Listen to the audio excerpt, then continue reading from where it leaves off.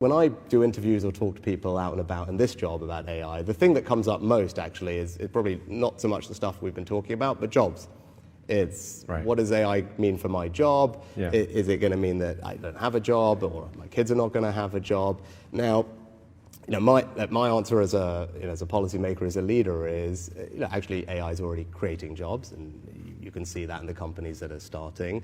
Also, the way it's being used is a little bit more as a co-pilot necessarily versus replacing the person. There's still human agency, but it's helping you do your job better, which is a good thing.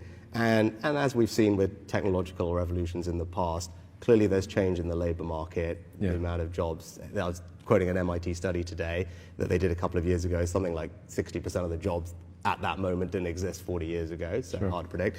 And my job is to create an incredible education system, whether it's at school, whether it's retraining people at any point in their career, because ultimately if we've got a skilled population, they'll be able to keep up with the pace of change and have a good life. But that it's still a concern. And what would your kind of observation be on AI and the impact on labor markets and people's jobs, and how they should feel about that as they think about this?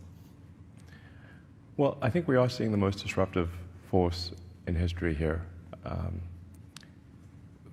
Where we have for the first time, we will have for the first time something that is smarter than the smartest human. And that, it's hard to say exactly what that moment is, but there will come a point where no job is needed. You can have a job if you want to have a job for sort of personal satisfaction, but the AI will be able to do everything. So I don't know if that makes people comfortable or uncomfortable. That's why I say if you wish for a magic genie, that gives you any wishes you want, and there's no limit. You don't have those three wish limit nonsense. You just have as many wishes as you want. It's both good and bad.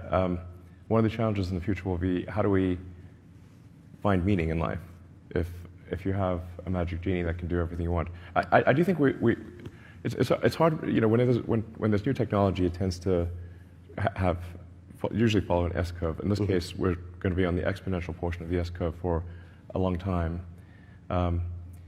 and you'll be able to ask for anything. It won't be, and we won't have universal basic income. We'll have universal high income.